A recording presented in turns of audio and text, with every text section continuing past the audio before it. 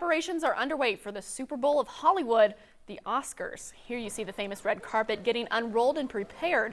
The stars will once again walk it before the 89th Academy Awards taking place Sunday night at the Dolby Theater in Hollywood. Jimmy Kimmel is hosting the live show. The red carpet coverage starts at 7 with the ceremony starting at 8:30. Jesse, changes are in the forecast. That's absolutely correct. Temperatures still warm, tomorrow windy.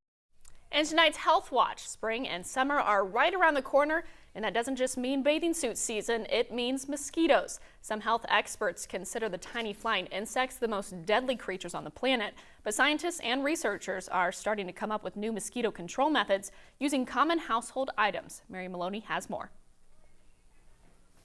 Malaria, dengue, yellow fever, Zika. Diverse diseases, but all deadly and all transmitted by mosquitoes. Researchers around the world have been brainstorming ideas to tweak everyday products and thus decrease the number of people bitten and infected per year.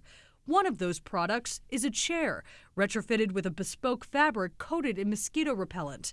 The fabric is attached to the underside of the chair, so a person using it never comes into contact with the repellent. That's because the insecticide used is volatile in nature. It evaporates easily and can repel at a greater distance, but could be harmful to skin. According to the project's director, prototypes of this fabric have shown protection for up to 6 months. Products containing different insecticide compounds, ones that can be safely used on skin, are also being developed. Anti-mosquito soaps are being tested. The repellent is designed to stay on skin after the soap is washed off. Wearable technology is another focus, and no, we're not talking about your Fitbit. Clothing containing mosquito repellent could protect people throughout the day, and special detergent could extend effectiveness of clothing containing repellent. Other products on the horizon include footwear and jewelry. For today's Health Minute, I'm Mary Maloney. The University of Illinois is kicking off their 150th birthday celebration. U of I says they're starting a 15-month-long celebration for the institution's 150th birthday. The party will start next Tuesday with a ceremony at the Cranert Center in Urbana. Musicians from the university will perform, and the chancellor will cut a crowd-sized cake. The University of Illinois was established in 1867 as a land-grant institution. A weather event that includes some storms could kick off our weekend, and Jesse, the temperatures are dropping too. That's absolutely correct. Illinois government workers say they're okay with a strike. The American Federation of State, County, and Municipal Employees say 81% of union members voted in favor of a strike. Ask Me members have been unable to reach an agreement with Governor Bruce Rauner for 2 years. An Ask Me official says the vote allows the union's executive board to call a strike. This is the first time Ask Me has voted to authorize a strike.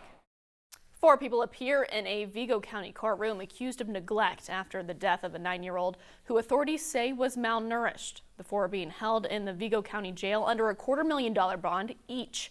The Vigo County Sheriff's Office says officers responded Tuesday to a 911 call about a child in cardiac arrest at a home near Fontanet. Officers say Cameron Hoopengarner was pronounced dead at a hospital. Vigo County Sheriff Greg Ewing says Cameron was blind and weighed less than 15 pounds. Charges against the 4 include neglect of a dependent resulting in death. They return to court next week. Investigators are looking for the one tip or clue that could solve the mystery as to who killed 2 teens in rural Indiana.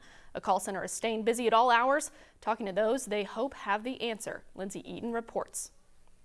At every hour of the day, there's a dispatcher working in the call center. They've gotten tips from Canada, Alaska, and a lot from right here in Delphi. They're waiting on that one that helps track down the girl's killer. Her bestie, Aunt Ann. Abby Williams and Liberty German, seen here in this video singing and acting silly like teenage best friends do. More than a week later, their murders are still a mystery as detectives continue digging for clues. Phone calls to the tip line keep coming in. We're hopeful. You know, every time it rings, we wonder if that's going to be the call, the person, whatever it is, the clue that we need to find who it is. Last Thursday, investigators set up a tip line dedicated to calls about Abby and Libby's murder investigation.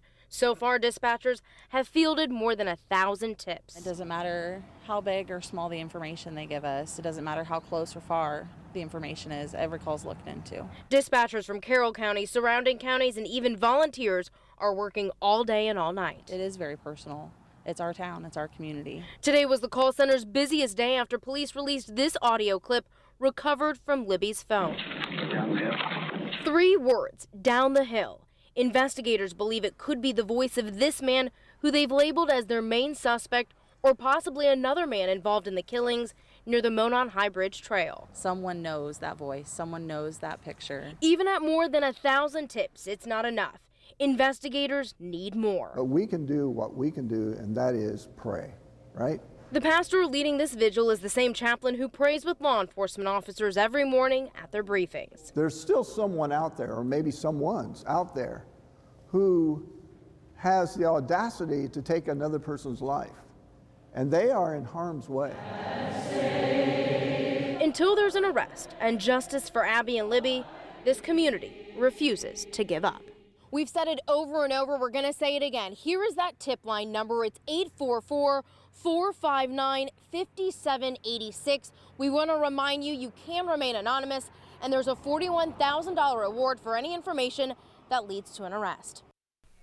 Police say the bodies of 14-year-old Liberty German and 13-year-old Abigail Williams were found in a wooded area near the Delphi Historic Trail on February 14th. They say their deaths have been ruled a double homicide, but a cause of death hasn't been released. The reward for information leading to the arrest of a suspect or suspects in the murders has increased to $50,000.